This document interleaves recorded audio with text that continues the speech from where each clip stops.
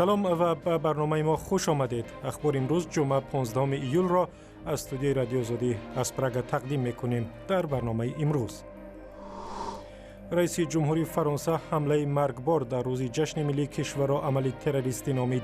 تعداد قربانیان حمله از 80 نفر هم گذشت. مادر گرده‌اش را به جگر بندش داد. طبیبان میگویند عملیات پیوند گرده به امام‌الدین با موفقیت انجام یافت. ما بیمار رو خیزنده میتونیم گردیم. یکی از روستاهای دوردستی دره برتنگ به شرافت یک پژوهشگر از شویتزاریا صاحب نیروگاه شد. ما حاضر هم در جستجوی مبلغ هستیم که دهات نزدیکی بسیط را هم به این نیروگاه پیوست نماییم. از اخبار مهم امروز شروع میکنیم. حمله مرگبار در یک شهر زیبای فرانسه مردم این کشور را وحشت زده کرد. شام 14 ایول هنگام تجلیل جشن فتح باتسیلیا در شهر نیس یک راننده مسلح ماشین 25 تنگی بارکش را برای ازدحام مردم روان کرد و 84 نفر را کشت. خیرمان بقازاده گزارش می‌دهد. شام پنجشنبه در شهر نیس فرانسه هنگام تجلیل جشن ملی کشور روز فتح باستیلیا یک راننده ماشین بارکش خود را با سرعت برای ازدحام مردم راند و 10 نفر را کشت. حادثه در یک تفریحگاه معروف در ساحل نیس رخ داد. به گفته شاهدان راننده سعی میکرد مردمی بیشتر را زیر چرخهای ماشینش پخش کند. در حمله حداقل 84 نفر جان دادند و 10 نفر دیگر از جمله کودکان زیاد جراحت برداشتند. کمش 20 نفر دیگر با جراحت‌های وزنین در شفاخانه بستری هستند. ماموران نجات بعد نیم ساعت آمدند. ماشین بارکش با سرعت بلند همه را میزد. همه را. هیچ گونه تدبیر امنیتی نبود. آتش نشانها بعد 25 تا 30 دقیقه آمدند. ما خودمان کار میکردیم. حادثه در آنجا در تفریحگاه رخ داد. بعداً صدای تیر آمد و هکذا. به گفته مقامات راننده ماشین به سوی مردم و ماموران پلیس تیر انداخت و پلیس را کشت. در داخل ماشین بارکش 25 تنگی یک نارنجک و دیگر انواع اسلحه را پیدا کردند. مفتشان میگویند راننده ماشین یک جوان 31 ساله تونسی تبار از فرانسه بوده است. برنار کازنف وزیر امور خارجه فرانسه روز جمعه گفت کشور در حال جنگ با تروریستانی است که کوشش دارند به گوشه‌های گوناگون ضربه زنند. فرانسوا هولند رئیس جمهوری فرانسه حادثه را عمل تروریستی نامید. تاکنون هیچ گروه مسئولیت حمله را به دوش نگرفته است. وضع حالت فوق‌العاده را در فرانسه که بعد حمله‌های ماه نوامبر سال 2015 اعلان شده بود برای 3 ماه دیگر تمدید کردند. با امامعلی رحمان رئیس جمهوری تاجیکستان حمله به نیس را عمل نفرت انگیز غیر انسانی نامید و به مردم فرانسه اظهار تسلیت کرد. در کوچه‌های دوشنبه نیز راهگذران حمله در نیس را محکوم کردند. شکر به شما. واسه حادثه‌ای که به مردم ما به خلق ما خاص نیست و ما از این حادثه ها بسیار ناتاب حس می‌کنیم. این برای ما یک دهشت است. ما ضد این ترور هستیم. ما هیچ وقت راضی نیستیم برای همین ترور. ما می‌خواهیم که در دنیای صلح و امانی زندگی کنیم و فرزندان رو در صلح و امانی کلان کنیم. ناآرامی شود این هم مثال وای میشه هم آدم بی‌ضابطه میشه که مثال اینه میگی در اون مملکت خیلی مملکت تنج ما باشه که همه خیلی مثال تنج آرام باشه خیلی تروریستا گویا وای نکنن. همچنین مادر میخوام که دنیا تنج آرامی باشه. Конечно же, очень жалко, очень грустно, что такое происходит, и очень страшно, потому что ты действительно сопереживаешь вместе с этими людьми, что с ними это произошло, потому что никто не застрахован, не дай бог, может случиться в любом месте такое, и точно так же кто-то из нас может потерять вот так близкого или просто, например, какого-то знакомого человека или друга. Это действительно очень страшно, и когда я прочитала, я узнала об этом из Фейсбука. Когда я об этом узнала, конечно, было очень скорбно, обидно. Я приношу все свои соболезнования всем вот родным, близким этим людям, которые пострадали. Вот. Ну и, конечно, сейчас могу сказать одно, что это очень страшно. Главное сейчас, чтобы все друг друга берегли, были рядом. جان کری وزیر امور خارجه آمریکا شام 14 ایول در کاخ کرمل در مسکو با ولادیمیر پوتین رئیس جمهوری روسیه گفتگو کرد. جون کری به این ملاقات با پیشنهاد تقویت همکاری‌ها برای مبارزه با گروه دولت اسلامی و القاعده آمده است. هرچند مقامات وزارت دفاع و خدمات استخباراتی آمریکا شبهه داشتند که روسیه پیشنهاد را میپذیرد. نمایندگان حکومت ایالات متحده سفر کری به مسکو را امتحان میل مسکو برای استفاده از نفوذش در حکومت سوریه و احیای مذاکرات صلح نامیدند. ولادیمیر پوتین گفت طرفها در تلاش‌هایشان برای خاتمه دادن به جنگ خونین سوریه صمیمی هستند. ملاقات اخیر من با رئیس جمهور باراک اوباما مرا مطمئن کرد که ما صمیمانه نه تنها برای راه اندازی همکاری ها بلکه برای به دست آوردن نتیجه های مثبت کوشش میکنیم. امریکا و روسیه تا کنون در جنگ 5 ساله داخلی سوریه طرفهای مخالف را دستگیری میکنند. دادستان ولایت سوخت گفت دو رهبر یک زندان ولایت را برای فرار 3 زندانی به جوابگری جنایی کشیدند. حبیب الله واحدوف دادستان ولایت روز 15 ایول در یک نشست خبری در خوجند گفت به ضد هر دو افسر برای غفلت در اجرای وظیفه پرونده جنایی باز کردند. از سبب اون که این کار در داخل مؤسسه اصلاحی رخ داده است، ما پرونده جنایتی را باز کردیم، هم اویدی کشتار هم اویدی خنک نظری که برای چی همین حادثه رخ داد. در حالت حاضره نسبت بنابر سبب اون که پرونده جنایتی اولا در استحصالات ما بود، حاضر در استحصالات مفتشان پروکراتورای گنرالی قرار دارد. وابسته به پرونده جنایتی 2 نفر کارمند مؤسسه دستگیر و حبس کرده شدند. اکنون حاضر تفتیشات ادامه دارد.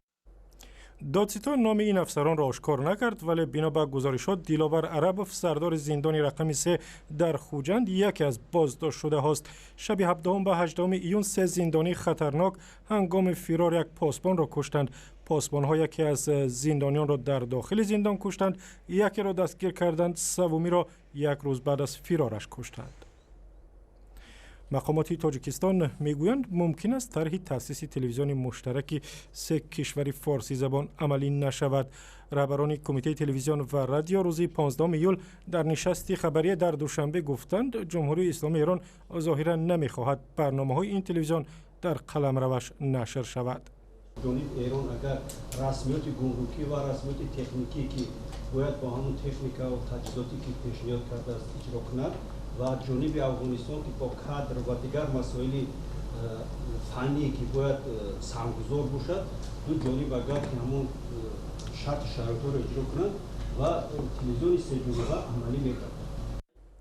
10 سال پیش رهبران تاجیکستان و افغانستان و ایران به موافقه رسیدند یک تلویزیون مشترک با زبان فارسی برای هر 3 کشور تأسیس بدهند، ولی این برنامه تا کنون عملی نشده است. تفاوت نظام ها از جمله اسلامی بودن ایران را یکی از سبب‌های اصلی اجرا نشدن این طرح مشترک می‌دانند. طبیبان تاجیک و یک سرباز سابق که به گرده صحت احتیاج داشت گرده مادرش را پیوند کردند. در مرکز ملی پیوند عضوها در دوشنبه به رادیو آزادی گفتند جراحی امام‌الدین خالف روز 14 ایول با موفقیت انجام شد و وضع صحتی مادر و پسر معتدل است. امام‌الدین را که بیماری گرده داشت سال 2015 غیر قانونی به ارتش بردند و به سبب اوج گرفتن بیماریش شدند و مهین دوران به عیادت امام‌الدین رفت. امام‌الدین سربازی که صحتی خود را عنوان خدمت حربی از دست داد در مرکز ملی پیوندسازی عضو و بافته‌های انسان در تاجیکستان جراحی تبدیلی گرده شد. در دوام 1 ماه ما تیاری پیش از جراحی کردیم. امروز خوشبختانه به بیمار جراحی پیوندسازی خشتواری گرده گذرانده شد. بیمار میتواند از بیگاه با خوردن خوراک آغاز نماید و از پگاه با ما بیمار رو خیزنده میتونیم گردد. امام‌الدین خالف ساکن دهه هایت ناحیه رشت ماه مای سال 2015 به خاطر تبابت گرده‌های بیمارش به پایتخت آمد، اما کارمندان کمیسریات حربی او را دستگیر کرده به ارتش بردند. خدمت او در قسم نظامی در خاروق 12 روز ادامه کرد و بعد خروج بیماری گرده‌هایش او را از ارتش جواب دادند. نجف ماشوی و مادر 60 ساله امام‌الدین راضی شد تا یکی از گرده‌هایش را به پسرش بدهد. خون سپاریدیم، این اوزی کردیم، با بریم بودیم تماگراف کردیم. هک همه جام نخی توری برمده سکه بود. ها او شکه با دستی خدا. برای انجام عمل جراحی 48000 سومانی ضرور بود و خانواده‌اش این مقدار مبلغ را با یاری برخی از افراد خیرخواه و دوستان و نزدیکان جمع آوردند. نصرت الله سلیمزاده وزیر تندرستی و حفظ اجتماعی اهالی تاجیکستان نیز گفته بود که برای انجام این جراحی 20000 سومانی خواهد داد. امام‌الدین فعلا خود را خوب حس می‌کند و از نفرانی که به او برای عمل جراحیش کمک کردند منتدار است. جراحی احوالم خوب نبود. حاضر شکر خدا جراحی کردم. رحمت به همین دخترها. خدا را شکر احوالم بهتر است. دادگاه حربی شهر دوشنبه در ماه مارس سال روان 4 کارمند کمیساریات حربی ناحیه سینای پایتخت را برای خنک نظری در اجرای مسئولیت از 7 تا 10,000 سومانی جریمه کرد. ساکنان یکی از دهه‌های برتنگ، یکی از درهای دوردست تاجیکستان به شرافت یک محقق و فیلمساز جوان خارجی از تاریکی و سردی خلاص شدند. نیروگاه در روستای برتنگ با کمک مالی $250,000 روماندروکس و به دست خود مردم ساخته شد. گزارشی برات یوسفی را می‌بینیم. بعد سالهای زیاد ساکنان دهه بسیط برتنگ واقع در 60 کیلومتری روشانی بدخشان صاحب برق شدند. 2 هفته پیش در این دهه نیروگاه با اقتدار 200 کیلووات ساعت برق به کار درآمد. این نیروگاه را روماندروکس، محقق و فیلمساز جوان از شویتساریا با صرف $250,000 و 5 سال زندگی در ولایت مختار بدخشان تاجیکستان بنیاد کرد. We produced the turbine in Europe, mainly in Switzerland and Germany. Then توربین را در شویتساریا استحصال کردیم. گنراتور را از بلغارستان خریدیم. سیستم اتوماتیکی اداره کنی را از آلمان خریدیم و این همه را از طول 7000 کیلومتر به روشان و برتنگ آوردیم. 7,000 kilometers up to Rushan and then up to the Bartang Valley.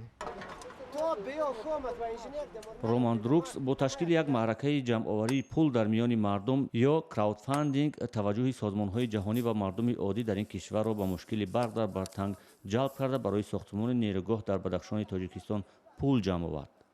حکومت شویتساریا هم به این معرکه همراه شده نصف مبلغ ضروری را پرداخت نمود. نیروگاه طبق طلبات جهانی ساخته شده توان روشن کردن چند دهه دیگر در برتنگ را هم دارد. The full capacity is not reached. البته اقتدار پوره نیروگاه استفاده نمی شود. برای آن که استفاده برنده کم است. برای همین ما حاضر هم در جستجوی مبلغ هستیم که دهات نزدیکی بسیط را هم به این نیروگاه پیوست نماییم.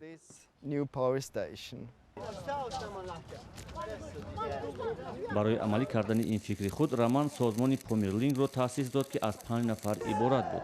حکومت ناحیه روشان هم در این طرح آنها با جلب مهندسان از شرکت پامیر انرژی سهم گذاشت. بسیط یکی از دهه‌های دوردست ناحیه برتنگ است که بیش از 100 خواجگی دارد. حالا در دهه بسیط برای استفاده درست نیروگاه کمیته اداره‌کنی برق دهه تأسیس شده است. نرخ 1 کیلووات ساعت برق 15 درم معین شده. نصف این مبلغ به کارمندان نیروگاه چون حق مزد داده می شود و قسمت دیگر برای تعمیر نیروگاه پیش بینی می شود. و اخبار ورزشی تاجیکستان در رده‌بندی نوی فیفا فدراسیون بین المللی فوتبال در بین 209 کشور 19 زینه بالا رفت و در مقام 145 قرار گرفت. رده‌بندی نو روز 14 ایول روز پنجشنبه نشر شد. این زمان فدراسیون فوتبال تاجیکستان گفت قرار است ماه آینده بین تیم ملی فوتبال کشور و دسته منتخب سوریه بازی دوستانه برگزار شود. بازی در میدان شهر خوجند که 25,000 جای نشست دارد روز 27 اوگوست صورت میگیرد. این زمان بازی دوستانه با تیم ملی افغانستان که قرار بود روز 1 سپتامبر برگزار شود با درخواست کشور همسایه به تأخیر انداخته شده است. برای آمادگی به مسابقات بین المللی تیم ملی تاجیکستان ماهای سپتامبر و اکتبر با تیم ملی فلسطینیان هم بازی میکند و فوتبال بازان ترکمن نیز 9 نوامبر برای بازی دوستانه و دوشنبه می آیند. و اخباری از این هم بیشتر در وبسایت آزادی، در صفحه های ما در فیسبوک، توییتر و یوتیوب و هم زمینه رادیو آزادی برای تلفن های همراه.